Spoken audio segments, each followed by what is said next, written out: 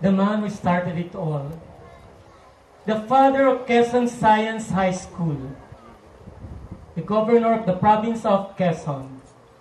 Ladies and gentlemen, our guest of honor and commencement speaker, the Honorable David J.J. C. Suarez.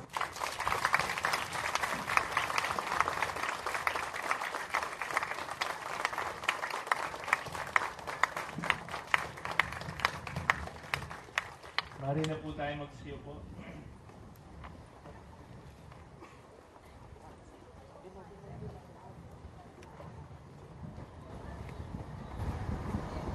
Dr. Tolentino Aquino, our school's division superintendent. Ma'am Gloria Potes, our retired school division superintendent, who was my partner in establishing Quezon Science High School. Ma'am Esel Orogo, our school directress, our little big sister. To the faculty of Quezon Science High School, to our provincial administrator Romel Edanyo, and to the department heads, to board member Doray Tan, board member Bunsu De Luna, to Mr. Frank Thiel of Quezon Power Limited, sa mga magulang na magsisipagtapos, at syempre mga kasama, sa mga magsisipagtapos, sa mga graduating batch, first graduating batch of Quezon Science High School. Magandang hapon sa ating lahat. It was with great pride and privilege that I join you today in your graduation ceremonies. And I thank you for choosing me as your guest speaker. In fact, magtatampo ako kung di ako ang piniling guest speaker.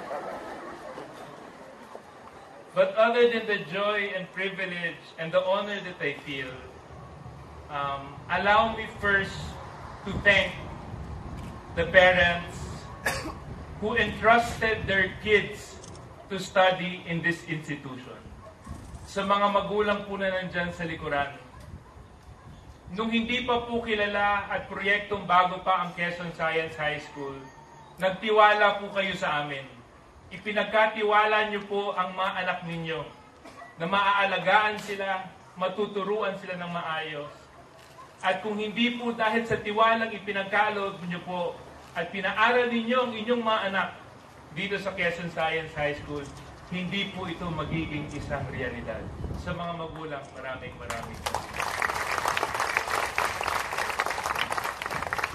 I would also like to formally thank the faculty of Quezon Science High School. As an experiment, being the first and only science high school in Quezon Province, it was really a big learning curve for us. A lot of trials in the beginning, a lot of challenges. But look at our students now. We can proudly say the best graduates for 2015 come from Quezon Science High School. To the faculty, congratulations. And my message sa mga graduates. I am here together with my wife, Ana Villarasa Suarez. Palakpakan po natin.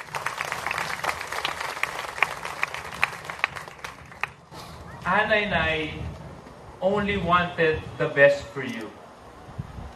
We wanted to put up an institution where everybody can achieve their true potentials as individuals. Where regardless of economic background, regardless of where you came from, mabibigyan po kayo ng pagkakataon na makapag-aral sa isang institusyon na nagbibigay ng mataas na kalidad na edukasyon. Because I think and I firmly believe that education is a right and not a privilege for all. To the graduating class of Quezon Science High School, I would like to formally thank you as well because you continue to be my inspiration to work hard as the governor of Quezon Province.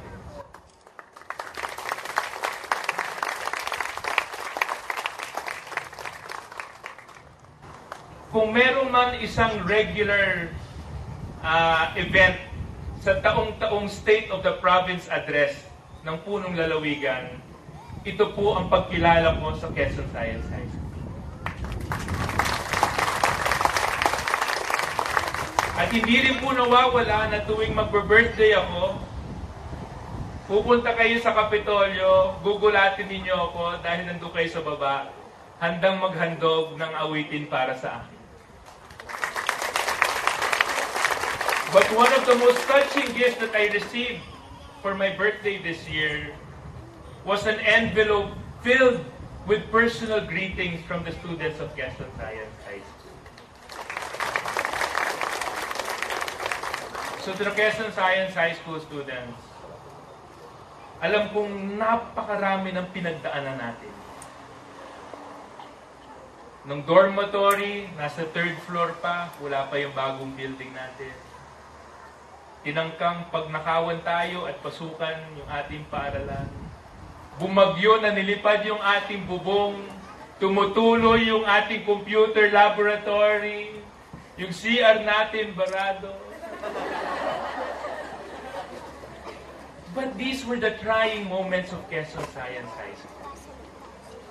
And this is what makes Quezon Science High School very important for you, because it is in you that these memories stay alive, and no other batch will have that memory, because you are the pioneer batch of Quezon Science High School. Only you can claim that right. Now, we are the first graduating batch of Quezon Science High School. At wala na pong ibang makakapagsabi. Tama yung sinabi ni Dr. Tolentino Aquino, it will be forever in the annals, in the history books of DepEd.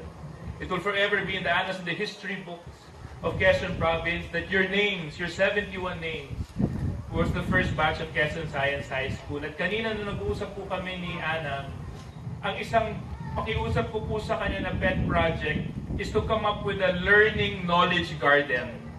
And in that learning knowledge garden, I want to have 71 symbols. 71 symbols that would symbolize the first 71 graduates of Quezon Science.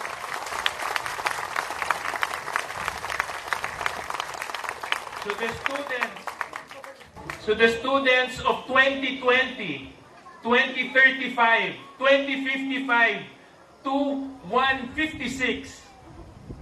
At kung saan pa umabot ang ating paaralan, pag bumisita sila sa Knowledge Garden at nakita nila yung 71 symbols na yan, they know those 71 symbols stand for you.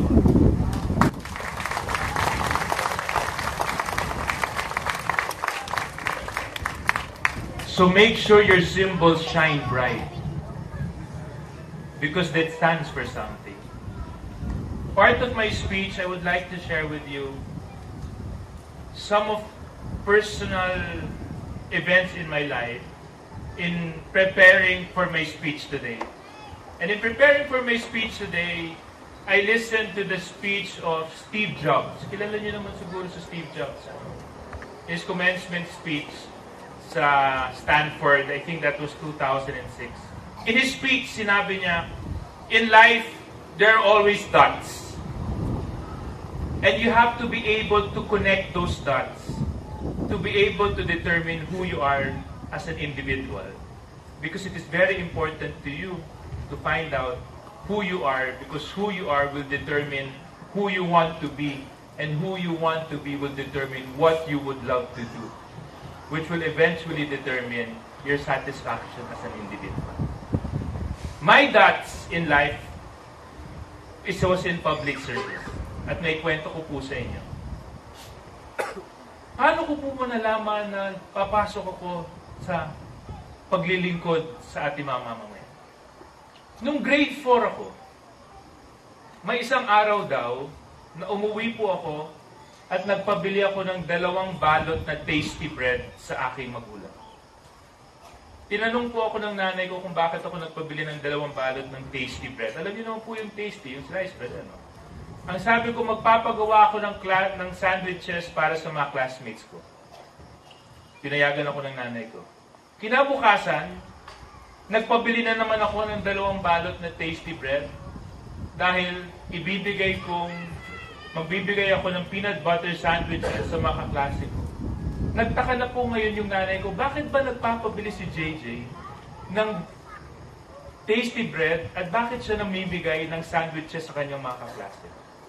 Ang sagot ko, dahil tatakbo akong class president at gusto ko manalo.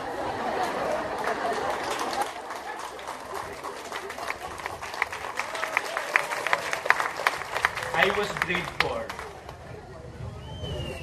First that. All throughout my academic life, I was always active in school. Running for class president, minsan mananalo, minsan magtatalo, but I was always running. College, I ran for external vice president, natalo ko, but right after college, I entered public service. I became a counselor. I became a board member, and I became a vice governor. So these are dots in your life that looking back, mga kasama, looking back, now that I am the governor of Quezon Province, I've shown that sign of being in public service way back when I was still grade 4, when I wanted to win as class president. So my wish for you is find out your dots, for you to be able to determine who you would be in the future. My next advice for you is about failure. Nung una po akong kumandidato bilang gobernador, 2007, I was one of the more popular candidates. The best program, the best campaign strategy, inikot ko yung buong lalawigan at ipinahayon ko yung plano ko para sa ating probinsya. Sa unang pagkakataon na kumandidato ako, natalo. At dinamdam ko yung pagkatalo na yun. To the point that I even questioned my capacity to serve. To the point that I even had some sense of hatred kung bakit ako natalo. And to the point that I was even sometimes depressed.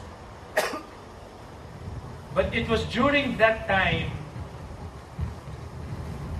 when I lost that I was able to let go of everything and find out what I really wanted to do in life. And when I let go of everything and found out what I really wanted to do in life, the stars decided to align. I was appointed Assistant Secretary of the DNR. And bilang Assistant Secretary of the DNR, my love for the environment was rekindled. And it was during my furlough in public service, that's when I met my wife. Who would eventually be, but that's where I met Anna, 2006, 2007, who would eventually be my wife when I asked her hand in marriage. And we eventually got married February 2010. So kung hindi po ako natalo, baka hindi ko po nakilala si Anna.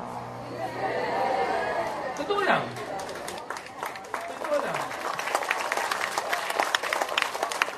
And Anna is my inspiration. If I lost the first election in 2007, when I ran again in 2010, I believed I was a better candidate coming from losing. With Anna beside me, I won as governor in 2010. So to the graduating batch, marami po talaga kayong pagsubok na haharapin. Life will not always be a bed of roses, smiling faces, welcoming embraces. Now that you go to college, it will be a new challenge. New surroundings, new people, new tests, new difficulties. But my advice for you, graduates, embrace these challenges and embrace these difficulties. Because these difficulties and these challenges will build your character and make you a better individual. And truly carry the principles of this school, which is excellence. I would like to end my short congratulatory message by reminding you about Quezon Science High School. Itong paaralan na ito. Quezon Science High School, when we put it up, stands for opportunity to excel. We wanted to provide opportunity sa mga kabataan na makamit nila ang kanilang mga pangarap sa isang institusyon kung saan ang mga nagtuturo ay mahuhusay at magagaling na ginagabayan sila ng isang mahusay na director. That was the opportunity we wanted to provide. And a lot of you excelled.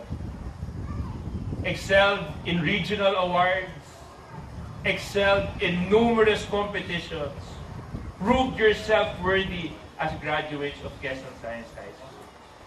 So my wish for you, graduates, is now that you're about to leave this institution, is opportunity to excel. In every opportunity in life, challenges na may bibigay sa inyo, graduates, excel. And I'm sure you have and can excel because you have been trained and equipped by the best teachers of the province of Quezon. How sad, unfortunately, na hindi nyo po makikita yung bagong building na ipatatayo ng Quezon Power Limited. Yung covered court na ipatatayo ng province of Quezon to develop sports activities. But know in your heart, this building, this new dormitory, and any other improvements that will be placed in this site, if not for you, hindi mangyayari. Because you, the graduating batch, made Quezon Science High School. Mga magulang, muli sa inyong lahat, mahirap mahiwalay ang isang anak sa kanyang pamilya. Ngunit pinagkatiwalaan niyo po ang inyong mga anak dito sa Quezon Science High School. And I'm proud to say to the parents na nasa likod, after 4 years in Quezon Science High School, you can be proud of your children today, of who they become and who they are because of what Quezon Science High School did for your children.